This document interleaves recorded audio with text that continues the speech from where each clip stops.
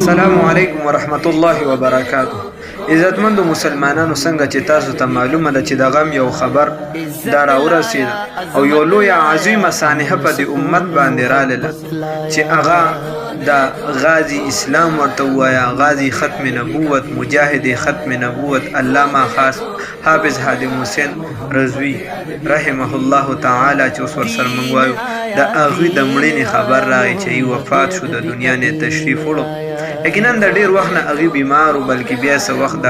ګاډې وغیره وجنګېدو، هغې کې د هغې د خونه معذورم شو، خو په دغه حالت کې هم هغې به د ختم نبوت تحریک چې دی د هغې دپاره لوی لوی قربانۍ ورکړي. یقینا داسې قربانۍ ورکړي چې د هغې دپاره د امت هر فرد دا پسخي،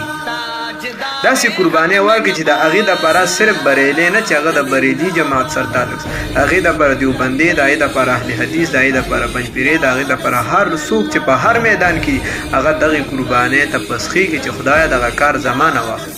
الله ته لوی کار واغشت په لږه موده کې هغه کې چې جماعت کمې سطحې ته ورسو، هغه د ختم نبوت مسله څنګه راوچته کړه او په هغې خلکو ته د قربانۍ هغه لار کولو کړو، قرباني یې ورته وښودله چې قرباني خلک دست ورکړي. هغه شخصیت هغه نن چې دی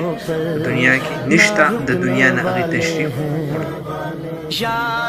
ادبی کا دین آیا، دیکھو دیکھو کون آیا، محمد ادبی کا دین آیا، دیکھو دیکھو کون آیا، محمد ادبی کا دین آیا. تاجدار ختم نبوت زندہ باد، زندہ باد، تاجدار ختم نبوت زندہ باد، زندہ باد. لویه قرباني ورکړه، د دین دپاره ورکړه، د هغې عوض به الله رب العزت اوس ورکوي، عوض به الله رب العزت ورکوي. الله رب العزت دې د هغو درجات بلند کړي، الله دې ورته لوی مقام ورکوي. یقینا ورکوي به، هغه به د امیر حمزه صاحب سره وي، هغه به د بلال حبشي سره وي، هغه به د سلمان فارسي سره وي رضی الله تعالی عنه. ځکه هغه کار لوی کړی دی، هغه د هر چا سره چې تعلق دی، هغه د لوی مرتبې کس، حافظ الحدیث و بلا حدیث ورته یاد، دکه شان چې دی هغه چې دی د دین د یو شعبي یو مشر و، د دین د ختم نبوت دپاره هغه لوی قربانۍ ورکړې. په دې بوډاوالي کې، په دې معذورتوب کې هغه په ویلچیر باندې به ناست و، د ختم نبوت د میشن دپاره، د دغې تحریک دپاره، د دغې عظیم رهنما رهبر د محمد رسول الله صلی الله علیه وسلم د ذات اقدس باندې د قربانۍ ورکولو لپاره. دغه عظیم رهنما رهبر دا یقینا زموږ نه لاړ، اوس په دنیا کې نشته. پسماندګانو له پکار دي، عامو مسلمانانو له پکار دي چې د دې دغه خلا کومه چې په منځ کې راغله، یعنې یقینا چې دا پور کېدل خو ګران دي اوس، خو چې اتحاد او اتفاق دا مات نه کړي، بلکې د ختم نبوت دپاره د دین د قربانۍ دا ټول چې موږ یو دي. بله خبره دا ده چې دغه میشن،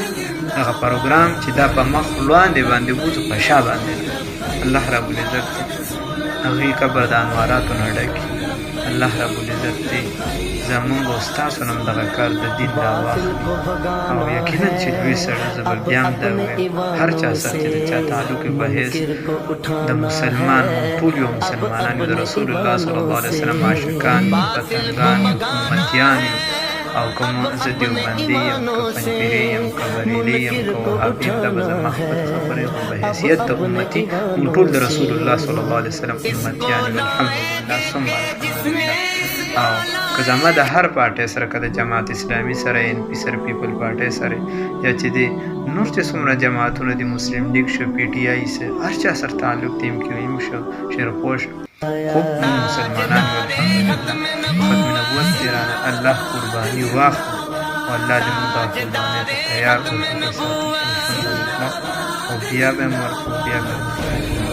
په ختم نبوت باندې تاجدار